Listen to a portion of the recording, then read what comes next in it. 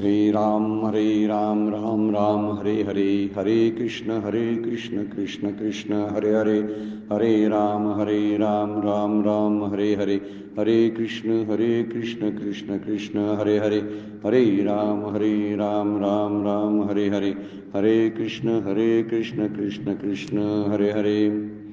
ब्रह्मानन्दं परमसुखदं केवलं ज्ञानमूर्तिं द्वन्द्वातीतं गगनसदृशं तत्त्वमस्यादिलक्ष्यम् एकं नित्यं विमलं अचलं सर्वदी साक्षिभूतं भावातीतं त्रिगुणरहितं सद्गुरुं तं नमामि.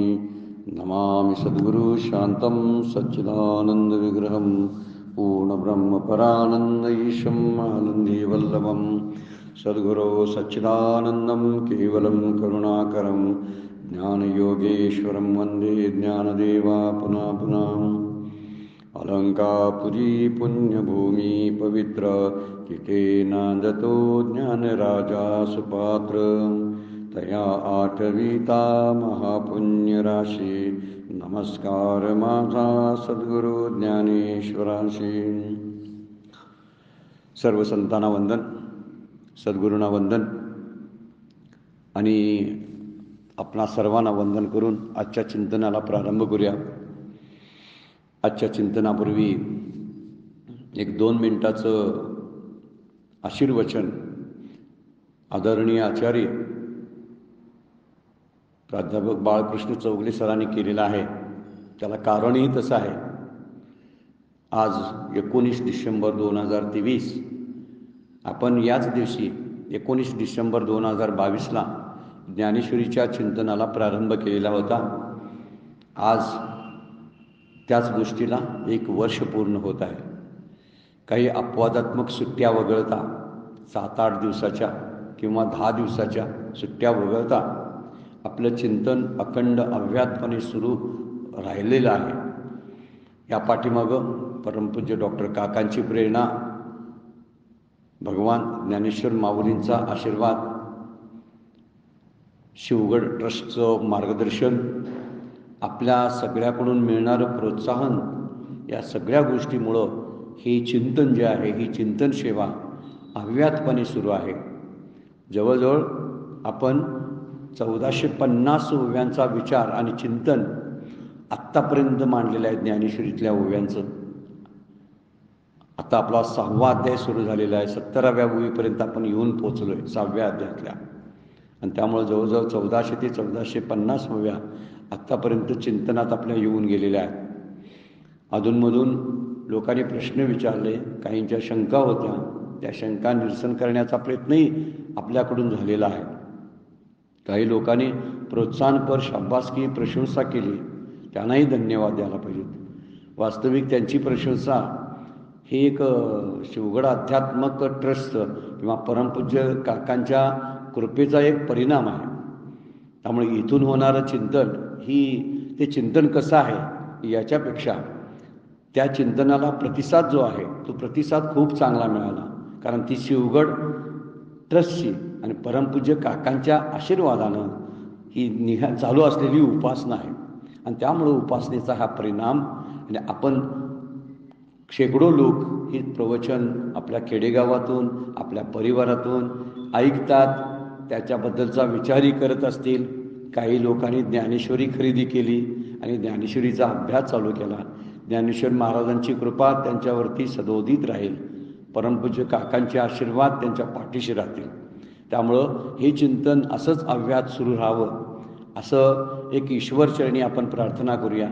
ज्ञानेश्वर माऊलींना प्रार्थना करूया, परमपूज्य काकांना आपण प्रार्थना करूया की हे चिंतन अखंडपणे शेवटच्या ओवीपर्यंत चालू राहावं आणि आपल्याला वक्त्या श्रोत्यासहित सर्वांना त्यांचे आशीर्वाद प्राप्त व्हावेत, त्यांचं आरोग्य नीटनेटकं राहावं अशी एक प्रार्थना करूया.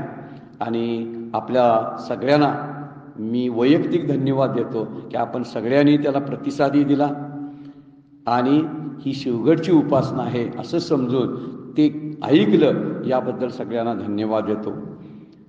काल आपण एका श्लोकावरती बोलत होतो.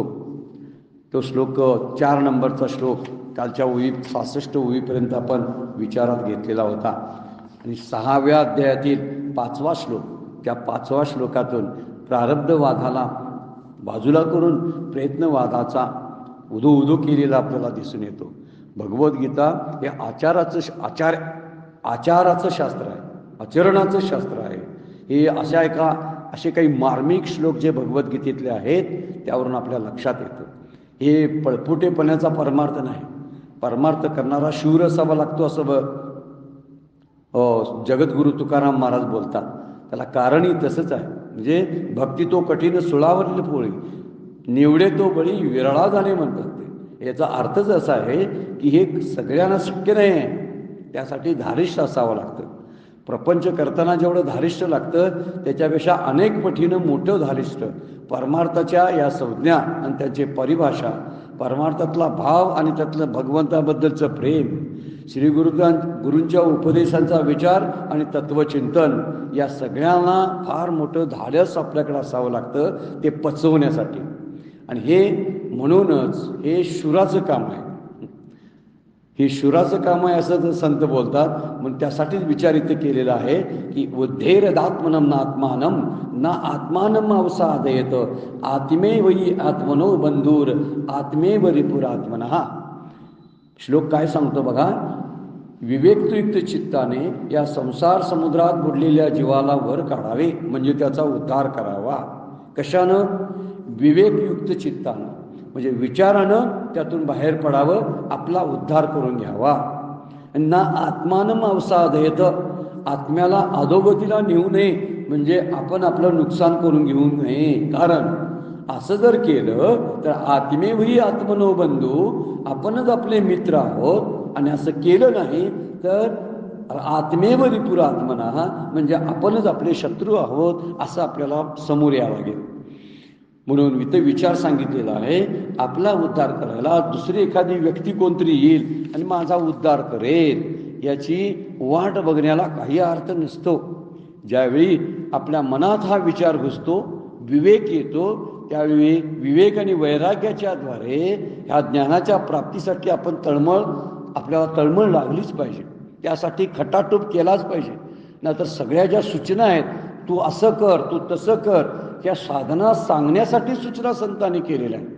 आपण जर तसं करत नसू तर परमार्थशास्त्राला काय अर्थच राहणार आहे. परमार्थशास्त्र हे फुकटचा उद्धार करणारं शास्त्र आहे. अशी जर गोड भ्रामक समजूत कुणाची असेल तर ती समजूत चुकीची आहे हा सांगणारा हा श्लोक आहे. म्हणून आपण सतत विचार करावा त्याच्यावरती.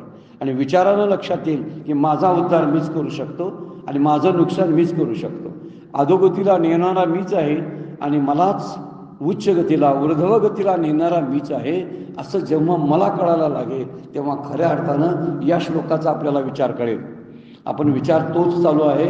उद्धेरदात्मनम ना आत्मानम ना आत्मानम अवसादयत, म्हणजे मीच माझा उद्धार करू शकतो आणि मीच माझं नुकसान करू शकतो, अधोगतीला नेऊ शकतो. म्हणून आपण उद्धार करून घेतला पाहिजे आणि आपला आपण अधपात करून घेऊ नये. नात्मन अवसादयत नात्मा उद्धेरदात्मन आत्मानम न आत्मानम अवसादयत न आत्मानम अवसादयत, ही धोक्याची सूचना आपल्याला हा श्लोक देतो. मग त्याचा विचार करायला लावतो की आपण प्रयत्नवादाला केवढं मोठं स्थान आहे, साधनेला केवढं स्थान मोठं आहे. आणि साधना ही तप हे जे तप किंवा साधना जी आहे ही साधना केलीच पाहिजे असं सांगणारा हा श्लोक आहे. काही एका संप्रदायामध्ये बोलतात ना, तूच तुझ्या जीवनाचा शिल्पकार आहेस. आता तुझ्या जीवनाचा शिल्पकार याचा अर्थ आहे आपलं जीवन कृतार्थ करणं, आपण जन्माला आलेल्याचं सार्थक करणं हे आपल्याच हातामध्ये आहे हे सांगणारा श्लोक आहे. सद्गुरू, संत, शास्त्र, भगवंत हे आपल्याला सपोर्टिव्ह असतात. सपोर्टिव्ह मटेरियल किंवा सपोर्ट देणारं एक वेगळा भाग आहे. पण त्याचा सपोर्ट मिळतो. सपोर्ट मिळणं वेगळं आणि आपण स्वतः करणं वेगळं आहे. हे लीड करणं जे असतं ना, हे लीड करणं आपल्याकडून घडलं पाहिजे. म्हणजे पाठीमागून जो हात मिळतो हा मदतीचा किंवा सहकार्याचा हा आपल्याला सद्गुरूंचा मिळू शकतो. मग कृपेसाठी त्यांच्याकडे पाहता येतं. म्हणून आपलाच उद्धार आपण करून घ्यावा. नाही घेतला तर आपणच आपला अध्यापात करून घेऊ. आपण आपला उद्धार जर आपणच केला तर आपण आपले मित्र किंवा बंधू आहोत. आणि आपणच आपला घात करून घ्यायचं जर ठरवलं ठरवलं म्हणजे कोण ठरवत नाही, पण त्यांच्या कृतीमुळे होत असतं. तर झाला तर आपणच आपले शत्रू बनलो. मग दुसऱ्या शत्रूची गरज काय आहे? बाहेरून शत्रूचा हल्ले फार कमी होतात किंवा ते परतवून लावता येतात. पण आपणच आपले शत्रू होतो ना, त्यावेळी कुंपण शेत खायला चालू करतं. कुंपण बाहेरचं मात्र जनावरांपासून शेताचं रक्षण करू शकतं, पण त्या कुंपणानं समजा जर शेत खायला चालू केलं तर त्या शेताचं रक्षण दुसरं येऊन कोण करेल का? याचा विचार लक्षात ठेवायला लावणारा हा श्लोक आहे. त्यामुळे उद्धार करायचा असेल तर आपला उद्धार आपणच करून घेतला पाहिजे, आणि अधपात करून घ्यायचा असेल तर तो आपणच करून घेणार आहोत. आपणच आपले मित्र बनावं की शत्रू बनावं हे आपल्याला ठरवायचा अधिकार दिलेला आहे. त्याला क्रियमान स्वातंत्र्य म्हणतात. मला प्रारब्धाचा जोर मोठा जरी असला तरी हा प्रारब्ध जे आहे या प्रारब्धाला क्रियमानानं आपण त्याच्यावरती मात करू शकतो हा सांगणारा श्लोक आहे. त्याच्यावर मात करू शकतो याचा अर्थ काय? मला जसं घडवायचं आहे, माझ्या मनात काहीतरी चोरी करण्याचा विचार यायला लागलेला आहे, तर त्याच ठिकाणी मी विचार सोडून द्यावा तो आणि चोरी करण्याचं बंद करावं. चोरी करण्याचा विचार मनात येणं हे प्रारब्ध जर समजलं तर चोरी करायचा विचार सोडून देणं हा त्यातला प्रयत्न आहे. त्यामुळे स्वतःचा उद्धार स्वतः करून घ्यायचा असेल तर आपलंच प्रयत्न फार गरजेचा आहे. पण बरेच वेळा शास्त्रानं पण सांगितलेलं आहे की श्री गुरु किंवा भगवंत उद्धार करतात, आपला संत आपला उद्धार करतात, भगवंत आपला उद्धार करतात. परंतु आपण काय प्रयत्न काय करायचं, कशाबद्दल प्रयत्न करायचे, काय करायची गरज आहे ते करणार असतील उद्धार तर. पण त्यासाठी उत्तर आहे, किमान त्यांच्यावरती जी श्रद्धा ठेवावी लागते ते त्यातलं तप आहे, ती त्यातली साधना आहे. श्रद्धा ही साधनेतलाच भाग आहे. त्यामुळे जर श्रद्धा नसेल ना तर श्रीगुरूंची कृपा का व्हावी? जर श्रद्धा नसेल तर शास्त्रकृपा आणि भगवंताची कृपा आपल्यावरती का व्हावी? श्रद्धा ही फार बळकट असते आणि बळकट श्रद्धा हे खूप मोठं काम करत असते. म्हणजे श्रद्धा असणं हे उद्धार करण्यासाठी उपयोगी साधनच आहे ना.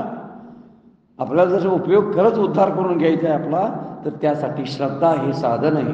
श्रद्धा असेल तर त्याच वेळी आपल्याला भगवंताकडून सद्गुरूंच्याकडून मार्गदर्शन मिळतं, मदतही पुरवली जाते. पण आपलं काम अगोदर आपणच केलं पाहिजे. म्हणून मग दासबोधामध्ये सुद्धा काय का आधी केलेच पाहिजे शब्द वापरलेला. आधी केलंच पाहिजे. म्हणजे जर काहीतरी करायचं असेल ना प्रयत्नानं सगळं मिळत, पण आपण कृपा होते पण अगोदर आपण करावं लागतं ना. आणि त्यासाठी म्हणून इथं माऊलीने एक ओवी आता वापरलेली आहे. 67 नंबरच्या ओवीमध्ये माऊली बोलतात, तर हसोनी कृष्ण म्हणे तुझे नवल ना हे बोलणे, कवनाशी काय दिजेल कवने अद्वितीय येतं. कोण कुणाला काय देणार आहे? ह्या ओवीचा संदर्भ 66 नंबरच्या ओवीशी लावून घेतला पाहिजे आपण. 66 नंबरच्या ओवीत अर्जुनाचा प्रश्न आहे आणि त्याला उत्तर दिलेलं आहे आता 67 नंबरच्या ओवीमध्ये. अर्जुन काय म्हणतो बघा 66 ओव्यामध्ये. ते तर अर्जुन म्हणे अनंता हे मज विस्मो बहु ऐकता, सांगे तया ऐशी योग्यता कोणे दिजे. ही योग्यता योगारूढ पुरुषाला कोण देतं सांगा. त्यावेळी भगवंत म्हणतात अरे कोण देईल त्याला योग्यता? हसोनी कृष्ण म्हणे तुझे नवल ना हे बोलणे. अरे कोण कुणाला योग्यता देणार? म्हणून भगवंतांना हसू आलं. तू प्रश्नच कसा विचारतोस? कोण कुणाला देतं? कारण अद्वैतामध्ये देणं घेणं घडतच नाही. देणे घेण्याची भाषा ही द्वैतातली असते. म्हणून भगवंत हसले आणि हसून म्हणतात कवनाशी काय दिजेल कवने अद्वैती येतं. म्हणजे अद्वैतामध्ये कोणी कुणाला द्यायचं आणि कोणीतरी कृपा करावी असं वाटतं. मग आपण काय करायचं? तर देण्या घेण्याचा व्यवहार हा द्वैतात आहे. जर कोणीतरी कृपा करायची वाट बघत असू तर आपण काय करणार आहोत? काय त्या नुसत्या कृपेची वाट बघणार आहोत? गुरु किंवा संत भगवंत यांच्या कृपेनं होतं म्हणावं. मात्र आपल्याला म्हणायचं ही नम्रतेचं लक्षण आहे की माझ्या सद्गुरूंच्या कृपेनं मी ही वाटचाल करतो. आणि ते खरंही आहे. भगवंताच्या कृपेनं माझी वाटचाल सुरू आहे, खरं आहे. पण त्या कृपा मिळण्याला आपली पाठीमागची जी श्रद्धा आहे किंवा आपली उपासना जी आहे ती उपासना कारणीभूत आहे. त्यामुळे उपासना हे प्रयत्न आहे, साधना तप हे प्रयत्न आहेत. असे प्रयत्न झाले तरच सद्गुरूंची कृपा, तरच उद्धार. म्हणजे उद्धाराला कारण आपणच आहोत असा त्यातून अर्थ निघतो. आणि जरच आपण त्या उपासनेला सामोरं गेलो नाही, सन्मुख झालो नाही, तर आपणच आपला शत्रू ठरू शकतो. म्हणून इथं म्हटलेलं आहे की कोणतरी आपण सद्गुरूंचा मस्तकावर हात ठेवला किंवा आपण जर पायावर डोकं ठेवल्यामुळं उद्धार होणं कदापि शक्य नाही. फक्त या गोष्टीमुळे होणार नाही. यासाठी माझी तपश्चर्या, माझी साधना, माझी भक्ती फार महत्त्वाची आहे. त्यासाठी माझी तळमळ असावी लागते ते तत्व प्राप्त करण्याची. जर तळमळ नसेल तर त्याचा काहीच उपयोग होत नाही. त्यामुळं मस्तकावर हात ठेवू नका किंवा आपण जाऊन पायावर डोके ठेवू नका. या गोष्टीमुळं काय फारसं साध्य होत नाही, मनाचं समाधान होऊ शकतं. जर तो शिष्य साधना करत नसेल तर, तो प्रयत्न करत नसेल तर श्री गुरु स्वतःहून उद्धार करू शकत नाही. त्यामुळं सत्शिष्याचं लक्षण आहे साधनेचं तत्परता दाखवणे, साधनेची पूर्ण तयारी करणं आणि मग भगवंत आणि श्रीगुरूंच्याकडे कृपेसाठी जाणं. ही फार महत्त्वाची गोष्ट या श्लोकातून आपल्याला बघायला मिळते. पायावर डोकं ठेवणारी मंडळी खूप आहे, खूप मंडळी आहे. आणि काहींच्या डोक्यावर सद्गुरूंचाही हात असतो. काहीतरी असे आहेत की ओढून सद्गुरूंचा हात आपल्या हातात ओढून घेऊन आपल्या डोक्यावर ठेवणारी काही मंडळी बघायला मिळतात. ही एक हा परमार्थ क्षेत्रातला विनोद म्हणायला हरकत नाही की हात ओढून घ्यायचा. ही कसली कृपेची हे म्हणायची दादागिरी, कृपेसाठी केलेली पारमार्थिक दादागिरी म्हणायला हरकत नाही. ही काही जण असा हात ओढून घेतात सर्व सद्गुरूंचा आणि मग आपल्या मस्तकावर ठेवून घेतात आणि म्हणतात म्हणा त्यांना तुमच्यावर कृपा होऊ दे. असं कितीही म्हणल्यामुळं कृपा होणार नाही, कारण ते मनापासून म्हणत नसतात ना. मनापासून म्हणण्यासाठी मूळची आपली तयारी असणं फार गरजेचं आहे. त्यामुळं बरेच वेळा एखाद्या सद्गुरूंच्या अधिकारामध्ये काहीतरी न्यूनता असेल तर एक वेळा चालेल, पण शिष्याच्या तपस्येमध्ये आणि साधनेमध्ये त्याच्या तळमळीमध्ये न्यूनता असता कामा नये. त्यासाठी हुशार शिष्य असावा लागतो. तळमळीचा शिष्य हेच त्याचं लक्षण आहे सत्शिष्याचं.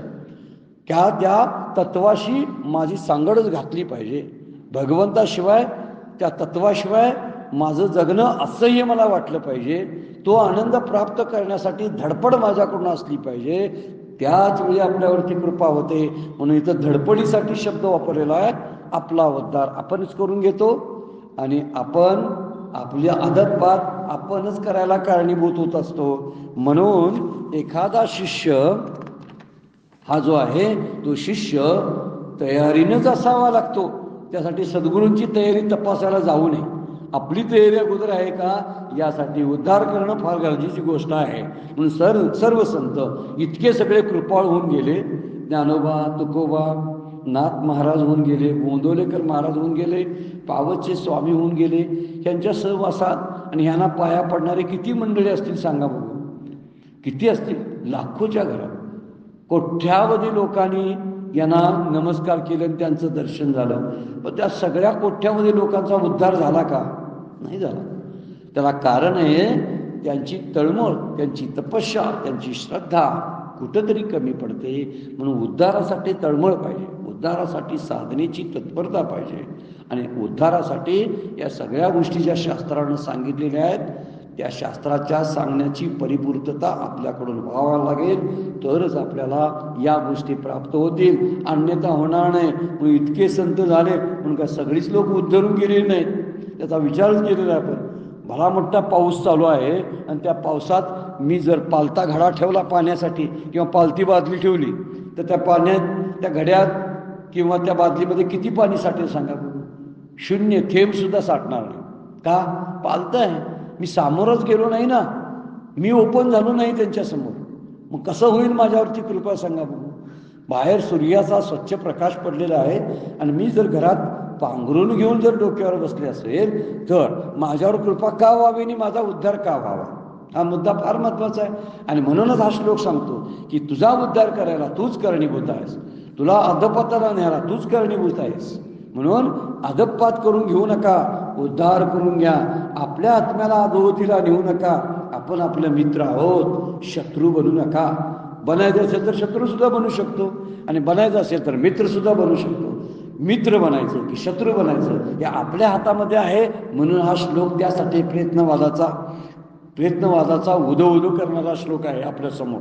त्यामुळं आपण आपली तयारी किती आहे फार महत्त्वाची आहे ना. निवृत्तीनाथाने 50 असे ज्ञानेश्वर महाराज का तयार केले नाहीत हा मुद्दाच आहे ना विचाराचा. एकच ज्ञानेश्वर माऊली तयार झाले का बरं? त्या काळात त्यांनी ठरवलं असतं तर ठरवून सुद्धा झाले असते का? कारण ते भांडं तरी तयार व्हायला पाहिजे ना. जर गळकी भांडी असतील तर त्यात किती पाणी आपण भरू शकतो? भरता येणार नाही. हा मुद्दा लक्षात ठेवण्यासाठीच हा श्लोक आहे की निवृत्तीनाथांच्याकडून एकच ज्ञानेश्वर तयार झाले. रामकृष्ण परमहंसांना भेटणारी खूप मोठा वर्ग होता.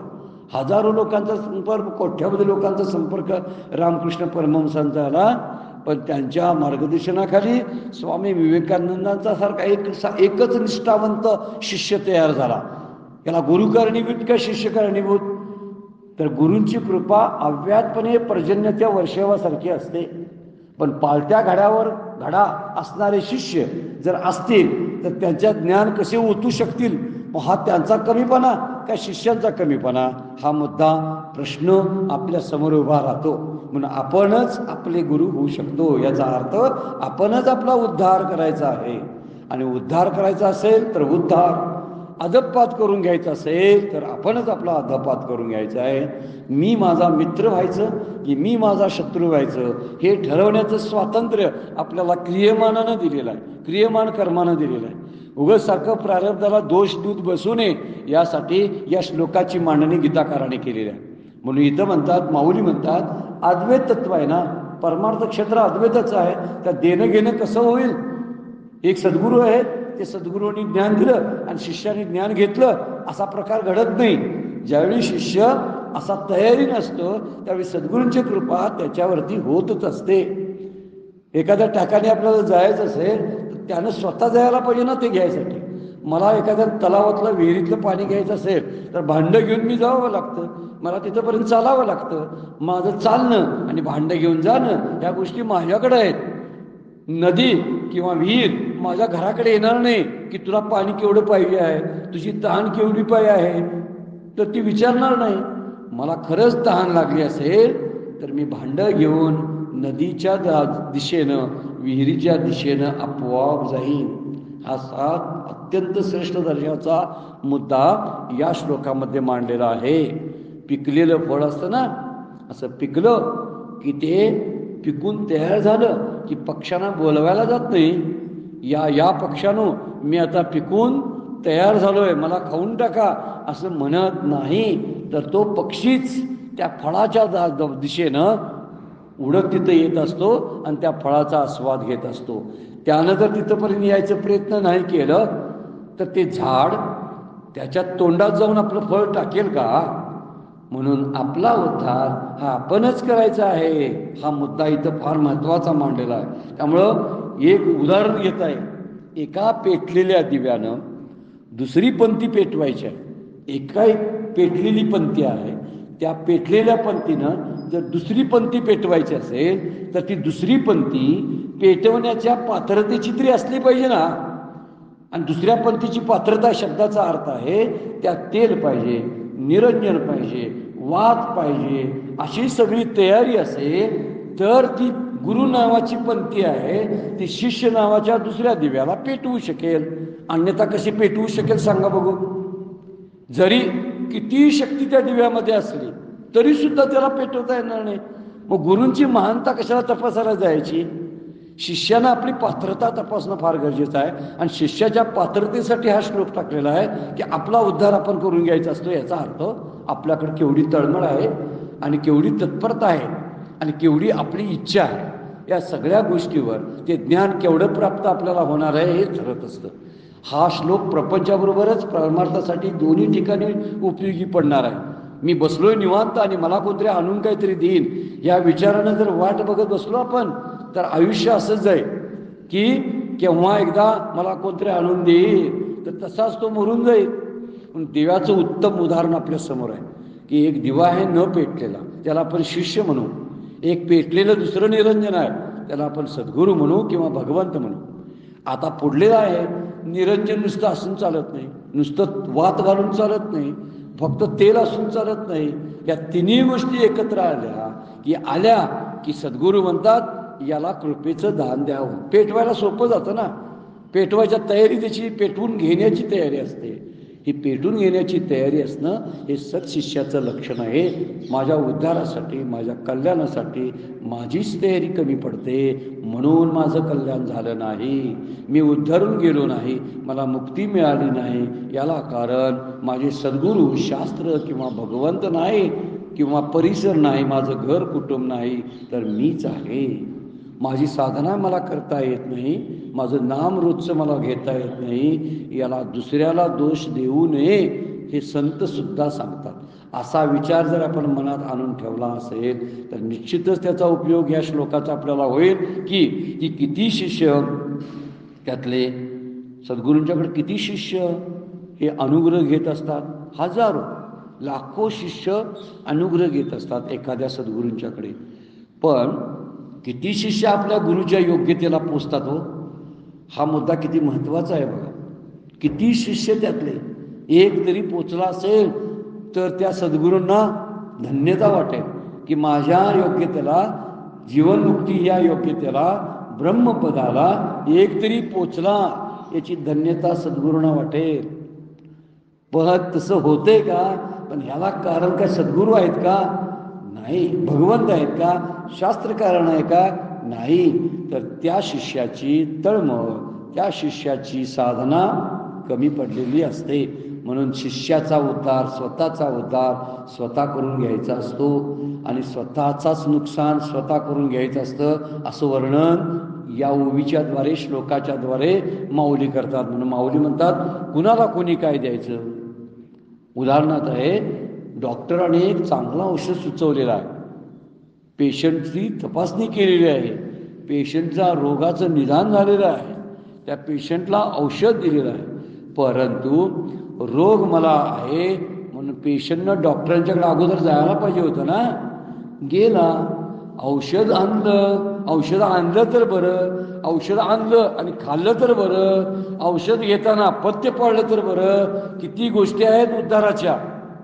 आपण म्हणतोय डॉक्टरांनी बरं केलं, नाही, डॉक्टरांनी बरं होण्याचा मार्ग सुचवला, अन्य काही केलेलं नसतं. त्यांचं महात्म्य त्या बाबतीत आहे. सद्गुरू सुद्धा मार्गदर्शन करतात, ज्ञान देत नाहीत, ज्ञानाची वाट दाखवतात. त्यामुळे ज्ञानाच्या वाटेनं चालण्याची तपस्या, चालणं नावाचं साधन हे शिष्यालाच करावं लागतं. म्हणून कुणाचा उद्धार कोण करू शकत नाही. आपणच आपला उद्धार करून घ्यावा. आणि अधपात करायचा असेल तर कोण कुणाचा अधपात करत नाही, आपणच आपला अधपात करून घ्यावा किंवा घेतो. आपणच आपले मित्र बनायचे असेल तर बनू शकतो आणि आपणच आपले शत्रू बनू शकतो. आपण आपलं मित्र बनायचं की आपण आपला शत्रू बनायचं हे ठरवण्याचं सुद्धा स्वातंत्र्य क्रियमान कर्मानं आपल्याला दिलेलं आहे. त्यामुळं आपण किती प्रयत्न करतो याला फार महत्त्वाचं स्थान आहे बरं काय. तुकाराम महाराजांचा एक सुंदर अभंग आहे, बैसवले मला येणे अश्वावरी, धावू पळू तरी आता कैसा, ढाल तलवारे गुंतले हे कर, म्हणून मी झुंजार झुंजू कैसा. किती सुंदर ओळी तुकोबाने टाकलेल्या आहेत, आळशी माणसांसाठी टाकलेल्या आहेत. गंगा आली आळशावरी आणि आळशी बघुनी पळी दुरी, तुकाराम महाराज म्हणतात. आता गंगा जर पळून अंगावर आली असली आणि हा जर त्या गंगेपासून दूर पळत असला तर ह्याला स्नान घालायचं कोण घालणार. तसं इथं वर्णन ह्या अभंगामध्ये तुकोबा माऊली करतात. बैसवले मला येण्या शिवापरी, धावू पळू तरी आता कैसा. किती ह्यानं म्हणे मला माझ्या घोड्यावर बसवलं आणि घोड्यावर बसवलं तर मी पळू कसा. आता पळू कसा, त्या पळण्यासाठीच घोडा दिलेला असतो, तेवढी अक्कल यानं वापरलेली नसते, म्हणून त्याचा उद्धार होत नाही. हा म्हणतो मी पळू कसा. अरे पळण्यासाठी घोडे दिले, लढण्यासाठी शस्त्र दिली, लढायचं काम तुझं आहे ना, आणि घोड्याला बसवून घोड्याला पळवण्याचं काम तुझं आहे, ह्यासाठीच तो दिलेला आहे सगळं. तसं आपल्याला हा देह दिलेला आहे आणि उद्धार करण्याचं बुद्धी पण दिलेली आहे. पण आता उद्धार करून घ्यायचं की नाही करून घ्यायचं हे आपल्यावर अवलंबून राहतं. त्यामुळं फार सुंदर महत्त्वाचा एक दृष्टांत आपल्याला ऐकायला मिळतो, बघायला मिळतो. बघा, एका घरामध्ये म्हणजे एकाच्या पिपाणी जी आपली वाजवली जाते, परंपरागत पिपाणी वाजवली जाते, त्या पिपाणीवाल्याला काही कार्यक्रमाला बोलवलं पण जातं. तो ठराविक असे पिपाणी वाजवणारे आणि त्यांच्या घरातली ती परंपरा असते. तर असा हा पिपाणीवाला आहे, तो वृद्ध झाला. त्याला वाटलं आपल्या पोरानं सुद्धा पिपाणी वाजवण्याचा व्यवसाय पुढे चालवावा, म्हणून तो आपल्या मुलाला सारखं शिकवायचा. अरे तुला इकडे, तुला मी पिपाणी वाजवायला शिकवतो, अरे काहीतरी पोटाचं तुझ्या व्यवसायाचं साधन तयार होईल, त्यामुळं पोट पाण्याचा तुझी काय होईल, तरतूद होईल त्यामुळं, म्हणून ही पिपाणी वाजवायला शिक, कुठंतरी वाजवलीस तर तुला पैसा अडका धनधान्य मिळेल. पूर्वीच्या काळातली ही घटना सांगायला चालू आहे. पण तो मुलगा जो आधुनिक विचाराचा होता, तो म्हटला मी नाही असला व्यवसाय करणार, मला ते करायचंच नाही. पण त्याचे वडील म्हणायचे दादागिरी करायचे, म्हणायचे कसा करत नाहीस बघतो. एके दिवशी तरी इतकेच चिडले आणि म्हणले तुला पिपाणी वाजवायला मी शिकवणारच आहे. त्याला खाली पाडलं, त्याच्या छातीवर बसलेत वडील, त्याची पिपाणी घेतली त्याच्या तोंडात घातली. आता तोंडात घातली बरोबर आहे, पण तो मुलगा काय बोलायला हसून, तुम्ही तोंडात घातली बरोबर आहे, पण फुंकायचं काम मलाच करावं लागेल, मी फुंकणारच नाही, कशी पिपाणी वाजते बघूया. मुद्दा हा लक्षात घेण्यासारखा आहे की माझा उद्धार करून घ्यायचा असेल त्यासाठी माझे प्रयत्न असं आवश्यक आहे. मीच प्रयत्न केले नाहीत, मी तसा ओपन झालो नाही, तर त्याला अर्थ काय आहे. मगाशी 2 उदाहरणं आपण घेतली की सूर्याच्या प्रकाशाचा जर आपल्याला अनुभव घ्यायचा असेल तर अंगावरला पांघरून काढून बाहेरच यायला पाहिजे ना, घरातून खोलीच्या बाहेर, तरच आपल्याला सूर्याच्या प्रकाशाचा आनंद लुटता येईल. काय सूर्य घरात येईल आणि पांघरूनच शिरेल आपल्या, असं होणार नाही. जसं मी आजारी आहे तर डॉक्टर माझ्या घरी येणार नाही, मला डॉक्टरांच्याकडे जावं लागेल, मला कल्याण माझंच मला करावं लागेल. मी नाही गेलो तर माझा अदपात मीच करून घेईन, असा त्यातला अर्थ निघतो या श्लोकातून. आणि म्हणून इथं म्हणलेलं आहे, जसं आपण औषध घेतो त्या औषधाबरोबरची पथ्येसुद्धा डॉक्टर सांगतात त्याप्रमाणे पाळावी लागतात. याचा अर्थ साधनेचा भाग जो आहे तो साधनेच्या भागाची जबाबदारी त्या शिष्यावरच येऊन पडते. हा मुद्दा त्यातला आहे, प्रयत्नावर अवलंबून आहे. फार सुंदर एक श्लोक आहे आचार्यांचा, सुकस्य दुःखस्य को अपि दाता परो ददातिती कुबुद्धी रेषा. सुखस्य दुःखस्य को अपि दाता, सुखाचा किंवा दुःख त्याचा निर्माता कोण आहे, कोण सुख दुःख आपल्याला देतं, परो ददातिती कुबुद्धी रेषा, म्हणजे दुसऱ्या कुणामुळं घडतं असं म्हणणं ही दुर्बुद्धी आहे. विचार केला तर लक्षात येईल आपल्याला की असं हे जे घडतं माझ्या आयुष्यामध्ये हे कुणामुळं घडतं असं म्हणणं ही दुर्बुद्धी आहे. मला सुख जे मिळतं ते माझ्यामुळं, मला दुःख जे मिळतं ते माझ्यामुळं. संतांची वचनं सुद्धा प्रसिद्ध आहेत. तुकाराम महाराज काय बोलतात बघा, अनिक रुसावे न लगे बहुता आपुल्या संचिता वाचुनी. आयुष्यामध्ये मला काय मिळालं नाही याबद्दल रुसवा जर दाखवायचा असेल तर तो संचिता ठिकाणी, आपल्या प्रारब्धाच्या ठिकाणी रुसावं. अन्य आपल्या नातलगांना, आपल्या आईवडिलांना, आपल्या जवळच्या मित्रांना याबद्दल जबाबदार धरू नये. ही फार महत्त्वाचा संदेश तुकोबा आपल्याला या अभंगामधून देत आहेत. विचार करण्यासारखा मुद्दा आहे की ते म्हणतात भोगने ते फळ संचिताचे. आपले जे भोग असतात ते भोग आपल्या संचिताप्रमाणे असतात. माझा उद्धार कुणी करून घेतला, माझा आदपात कुणी केला, तर कर्म कुणी केली, मी केली. म्हणजे माझा उद्धार कोण करू शकतं, मी. माझा आदपात कोण करू शकतं, मी. सगळ्याला जबाबदार मी.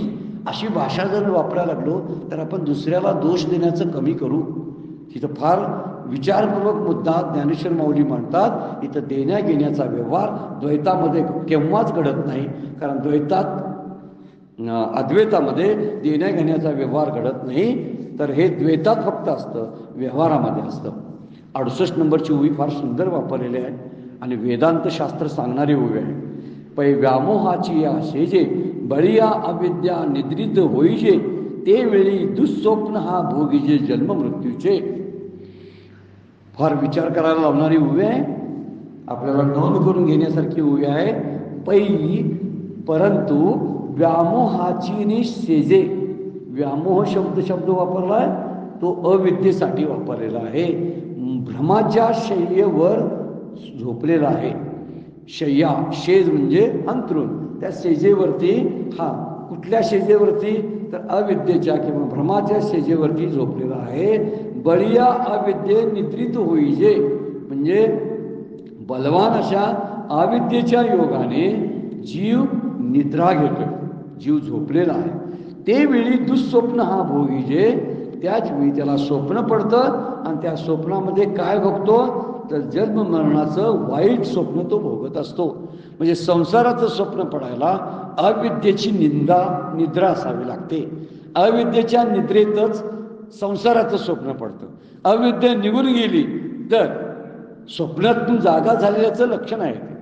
अविद्येची निद्रा संपल्यानंतर तो जागृत होतो. म्हणून इथं वर्णन केलं की शेज कसली आहे, तर मोहाची, भ्रमाची. आणि अविद्येच्या बळानं, बळीया अविद्येच्या योगाने, अविद्येच्या प्रभावाखाली येऊन हा जीव निद्रा घेत आहे. आणि ही निद्रा कशी आहे, तर त्या निद्रेमध्ये हे दुःख स्वप्न पडत असतं. स्वप्न कुठलं पडतं, संसाराचं. म्हणजे जन्मोजन्मी ही निद्रा तो भोगत आहे आणि जन्मोजन्मी संसार करत आहे. स्वप्न कुठलं पडलंय, तर जन्म मृत्यूचे, काय म्हणतात, दुःस्वप्न हा भोगीजे जन्म मृत्यूचे. म्हणून एखादा लौकिक सुखी चांगली झोप जरी घेत असला, शय्या पण आहे, आपली नेहमीची झोप आपण लक्षात घेऊया, पण त्यामध्ये वाईट स्वप्न पडू शकतं. आणि त्या वाईट स्वप्नामध्ये हा भीक मागू लागतो. आता हा भीक मागायला लागला, ह्याला कारण कोण, ह्याला कारण, याच्या दुःखाला कारण कोण आहे, त्याच्या कारण आहे ते स्वप्न आहे. स्वप्नाला कारण कोण आहे, निद्रा आहे. म्हणून निद्रस्त जो झालेला आहे त्याला अशी वाईट स्वप्न पडतात. आणि जो जागृत झालेला आहे स्वरूपाच्या ठिकाणी, तो त्या स्वप्नातून बाहेर पडलेला असतो. म्हणून वर्णन करताना इथे म्हणलेलं आहे, हे जन्म मरणाचं दुःख जे अनेक जन्माचं आहे, त्याला कारण ही अविद्येच्या बळानं या भ्रमाच्या शय्येवरती निजलेला हा जीव जो आहे, आणि ही झोप जो घेतो, ही झोप आहे, त्या झोपेमध्ये तो अशी वाईट स्वप्न पाहतो. त्याला शब्द व्यामोह वापरला. व्यामोह म्हणजे अविवेक. या अविवेकेचं अंतरुण आहे. जर आपण विवेक वापरला तर अंतरुण निघून जाईल. आणि अविद्या जी आहे ती चेतन जीवास स्वरूपाचा विसर पाडायला लावते. आपण विसरूया शब्द माऊलींची उया, आणि ती अविद्या आपल्याला विसर पडतो, याला कारण अज्ञान आहे. आणि आपल्याला स्मरण होतं, याला कारण ज्ञान आहे.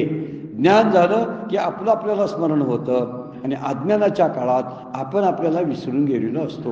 विसरण्यालाच अज्ञान म्हणतात आणि स्मृतीला ज्ञान म्हणतात. आपली आपल्याला आठवण झाली तर त्याला ज्ञान प्राप्त झालं म्हणतात, तो जागा झाला म्हणतात. आणि असा हा जीव जो आहे, चेतन जीवास स्वरूपाचा विसर पडायला लावणारी अविद्या आहे. आणि जन्म रूप संसार जे आहे ते संसार, त्याचा परिणाम आहे. त्या निद्रेचं परिणाम जसं स्वप्न आहे, तसं अविद्येचा परिणाम म्हणून जन्म मरण रूप संसार आहे. दुःख वाटायला येतं कारण ते आहे. त्यामुळे नेहमीची निद्रा जी असते त्या निद्रेमध्ये शरीराचा विसर पडतो. आणि ही व्यामोहाची निद्रा आहे, या व्यामोहाच्या निद्रेमध्ये स्वरूपाचा विसर पडतो. दोन्ही लक्षात घ्यायचं, दृष्टांताला लागून करायचं. इथं स्वप्नाचा दृष्टांत दिला आहे माऊलीने, पण स्वप्नाचा दृष्टांत देताना म्हणतात, जर आपली नेहमीची निद्रा जी असते, जी आपण झोपलेलो असतो व्यवहारामध्ये, ती लौकिक निद्रा जी आहे, त्या निद्रेमध्ये शरीराचा विसर पडतो आणि आपण स्वतः भिकारी आहोत आणि कुठेतरी भिक्षा मागायला लागलोय असं स्वप्न पडत असतं. जरी तो कितीही श्रीमंत असला तरी भिकाऱ्याचं स्वप्न भोगत असतोच ना, कुठल्या नेहमीच्या ह्याच्यामध्ये. पण ही अविद्या निद्रे जी आहे त्यामध्ये स्वरूपाचा विसर पडतो. ह्या निद्रेमध्ये शरीराचा विसर पडतो, तसं या निद्रेमध्ये, व्यामोहाच्या निद्रेमध्ये, अविद्येच्या निद्रेमध्ये स्वरूपाचा विसर पडतो. आणि म्हणून हा धोका मोठा आहे. कदाचित आपलं नेहमीचं झोपणं आहे, त्या झोपण्यात कसलीही वाईट स्वप्न पडली तर किमान जागा आपण होणारच आहे काही तासानंतर. आणि स्वप्न खोटं आहे, मिथ्या आहे आपल्याला कळेल. पण ही निद्रा जी आहे ही अविद्रेचा निद्रेचा कालावधी हा तासाचा, 2 तासाचा, मिनिटाचा नसतो, अनेक जन्माचा असतो. म्हणून संत आणि शास्त्र त्याला मोह निद्रा ही अनंत जन्माची आहे असं मानतात. हे दीर्घकाळाची निद्रा आहे. ह्यातून जागा व्हायसाठीच आपल्याला स्वतः प्रयत्नशील राहावं लागेल. त्यासाठी श्री गुरु, संत, शास्त्र, भगवंत आपल्या मदतीला येतील. पण करायचं आहे ते आपल्यालाच. म्हणून मोहनिद्रेतून ही अनंत जन्माची जी झोप आहे, ही झोपेतून आपण बाहेर पडणं फार गरजेचं आहे. जेव्हा आपण बाहेर पडू तेव्हाच खऱ्या अर्थानं आपला उद्धार होईल असं माऊली 68व्या ओवीमध्ये बोलत आहेत. अजून आपण त्या 68व्या ओवीचं थोडंसं चिंतन करायचं बाकी शिल्लक आहे. उद्याच्या चिंतनामध्ये त्याचा आपण विचार करूया. आत्ताची वेळ संपलेली आहे. आजची सेवा सद्गुरूंच्या चरणी, भगवान ज्ञानेश्वरांच्या चरणी अर्पण करून विराम घेऊया. पुंडलिक वरदारी विठ्ठल श्री ज्ञानदेव तुकाराम.